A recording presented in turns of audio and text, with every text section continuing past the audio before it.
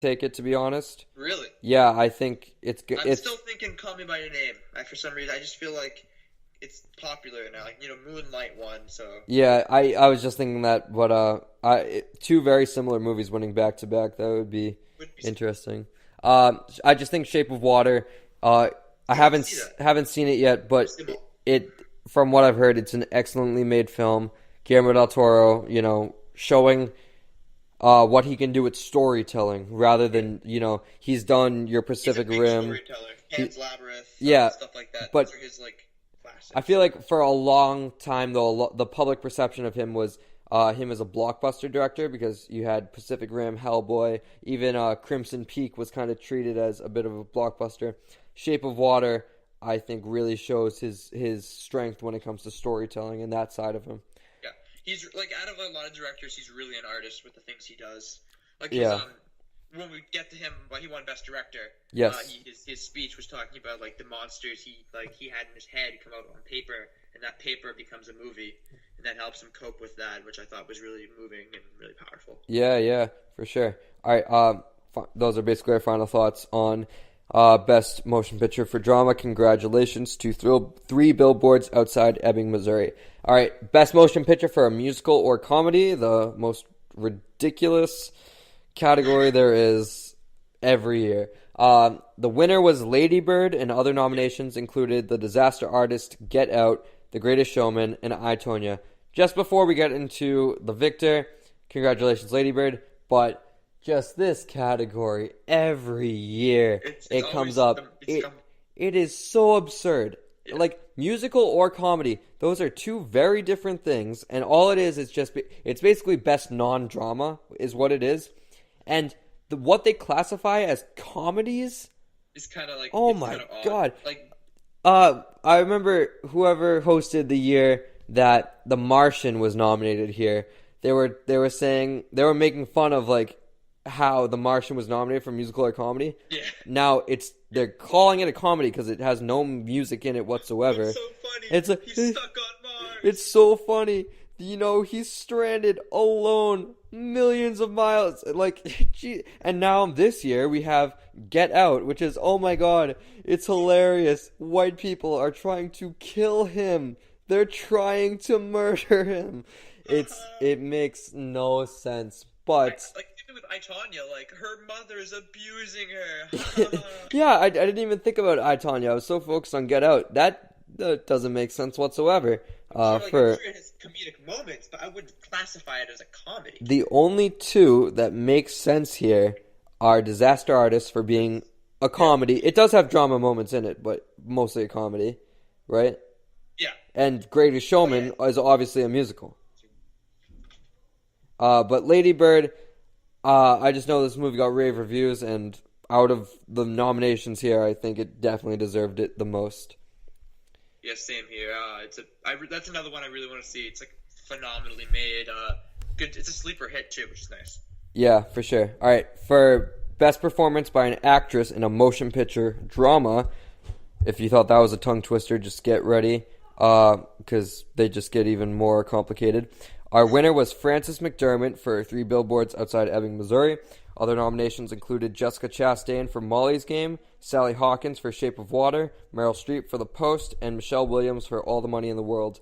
Thoughts on this category? Another good win for Three Billboards.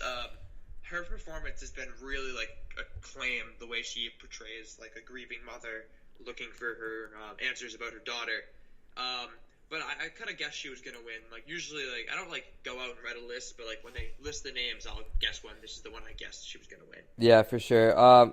Sally Hawkins, I think, could have possibly taken her for Shape of Water, but I agree. Frances McDermott, I've heard a lot about her performance, and that's one of the main reasons why I do want to go see Three Billboards Outside Ebbing, Missouri. All right, best performance by an actor in a motion picture drama. Gary Oldman wins for Darkest Hour. Other nominees included Timothy Chalamet, I believe that's how you pronounce it, for Call Me by Your Name. Daniel Day-Lewis for Phantom Thread. Tom Hanks for The Post, and Denzel Washington for Roman J. Israel. Who they almost forgot to mention when they were listing the names. Like they're like, and the winner is also Denzel Washington. Yeah, no, I saw a clip of that, and yeah, because He looks pissed. yeah, his movie, I haven't heard of it actually, so, but just looking at this, I think Gary Oldman absolutely deserved it. By far. Performing as Winston Churchill in The Darkest Hour, from what I've seen, he looks amazing, and all the buzz was around him. This, I believe, is a winner that will carry over to the Oscars. I don't think there are many others that are contending with him to take the best actor away from him.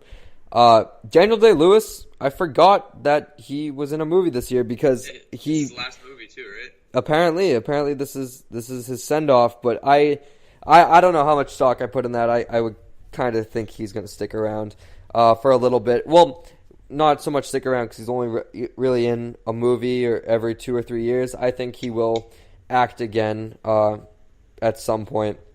Tom Hanks in The Post was given a lot of buzz, but nothing close to Gary Oldman in Darkest Hour. Darkest Hour. For sure. All right, moving on to Best Performance by an Actress in... little voice crack there, Jesus.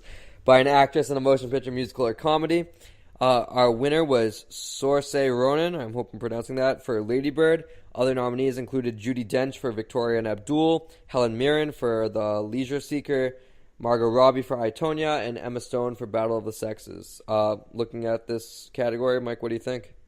Really good for her. I believe this is her first nomination of any kind. Oh, yeah. Her first win. She's very young. Yeah. But to be honest, I do not think she had a lot of competition.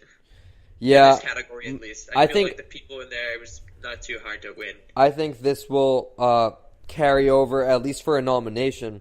Yes. I think there is a strong chance Margot Robbie could take the Oscar. Because I, Tonya has been getting rave reviews, not so much for the movie itself, but for her performance. So I think there is a very strong chance it'll be Margot Robbie as the one to take the Oscar when the time comes around. But Saoirse Ronan for Lady Bird, I think her performance was amazing, and it's definitely well-deserved. Yeah, definitely. Great for a young actress. For sure. All right, for Best Performance by an Actor in a Motion Picture, Musical, or Comedy, Mike, I know you'll love this one. James Franco for The Disaster Artist. Other nominees included Steve Carell for Battle of the Sexes, Ansel Elgort for Baby Driver, Hugh Jackman for The Greatest Showman, and Daniel Kaluuya for Get Out. I personally really wanted Daniel Kaluuya to win because he's not going to get nominated for an Oscar. At least I don't think personally.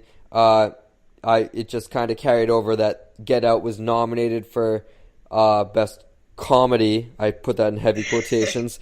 And that his performance would get nominated for Best Performance in a Musical or Comedy. I really wanted him to win this because he went from an actor that was on my favorite episode of Black Mirror, 15 Million Merits, to getting a role in this movie that not many people were expecting to amount to anything, directed by Jordan Peele. And yeah, his performance was good enough to get a nomination, and I really hope he was wishing he won. Just a little tidbit, when James Franco went up and the camera panned over to the audience, Hugh Jackman looked pissed. Yeah. He was, honestly, I don't know how great his performance is as, what's his name in Greatest Showman? P.T. Barnum, yeah. But he looked like I lost to this guy. Like, the guy who played the funny, the room guy. Yeah. Tommy came up. Yeah, oh man. Tried to grab the microphone. Yeah. Baby Driver, I'm surprised he was nominated. Yeah, honestly, because he was kind of very stone cold the whole movie. He didn't do a ton. But no, Tommy was hilarious. Yeah, He's oh my all the way in the god. back. He's like, get up here. Yeah. It's probably the only time that movie will win something. Yeah. I think I'll get nominated for an Oscar, but Yeah, I don't probably because there's no separate it's best actor. So and I think it'll be Gary Oldman. Yeah, I agree he'll get nominated, but I think it'll be Gary Oldman that takes it for sure. All right, we're going to kind of have to rapid fire through the rest of these because I do want to get the supporting roles out there. Best performance by an actress in a supporting role in any motion picture. Allison Janney won for I, Tonya. Also nominated was Hong Chow for Downsizing, Laurie Metcalf for Lady Bird, Octavia Spencer for The Shape of Water, and Mary J. Blige for Mudbound. I don't really have much to say about this award. She plays Tonya Harding's mother. Right.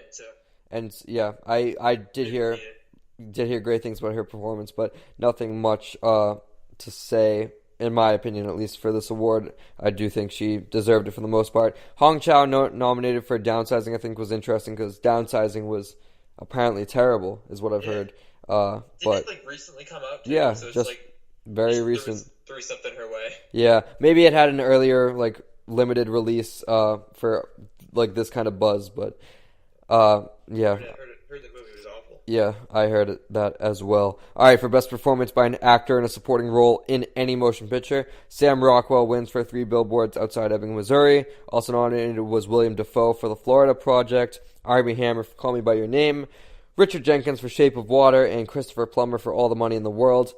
Obviously, Christopher Plummer for All the Money in the World should gain some traction because, if I'm not mistaken, that was Kevin Spacey's role, right? It was Kevin Spacey's role, yeah. So great that, he comes in, reshoots in, I think it was a month or 6 weeks, but they got it done pretty quick, and his performance was good enough to get him an Oscar nomination, Golden Globes nomination, and I actually wouldn't be surprised if he does get an Oscar nomination. But as for Sam Rockwell, another win for 3 Billboards, and I think did that win the most awards that night? I believe so, yeah. Armie Hammer for Call Me by Your Name. I know he got a lot of buzz, and a lot of people want to see him win, but I do believe Sam Rockwell was the deserving winner.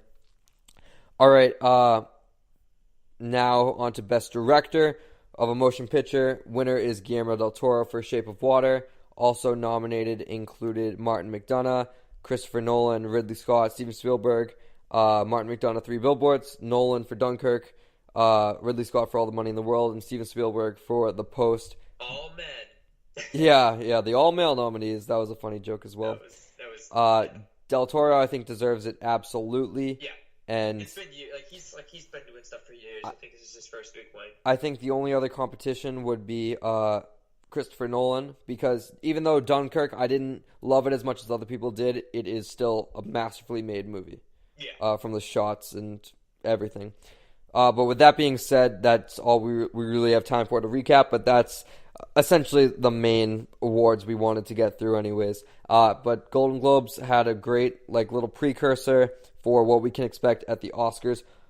Personally, I hope we focus more on film rather than political and social aspects. I think it was great to have it at an awards like the Golden Globes, but when it comes to Oscars where we're celebrating movies, I'd like to focus more on that rather than... Unfortunately, I don't think that's going to happen. I doubt it as well. It's going to become a political... Because when the whitewashing controversy came up for the Oscars, that's what they shaped the show around. But just can we celebrate movies? I'm a prime supporter in the movement, but I would like to focus more. Here. It's a celebration of film. Like, politics can be talked about anytime. Yeah, it's a good platform and all, but just celebrate film. Yeah, for sure. But with that being said, we are excited for when Oscar season comes around. Nominees should be coming before the end of this month. But with that being said, it is time to roll credits.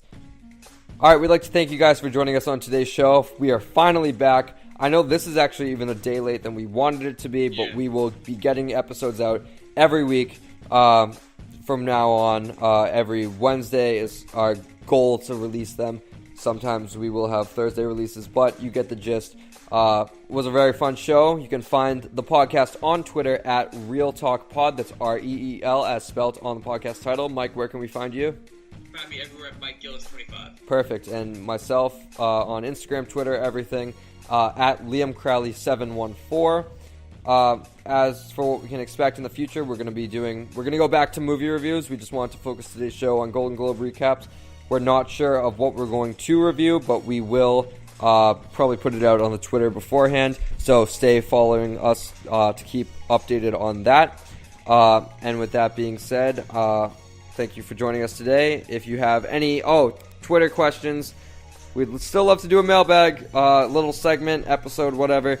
Tweet or DM us topics you want us to talk about, movies you want us to see. We're trying to both get a movie pass so we can go out and see more films.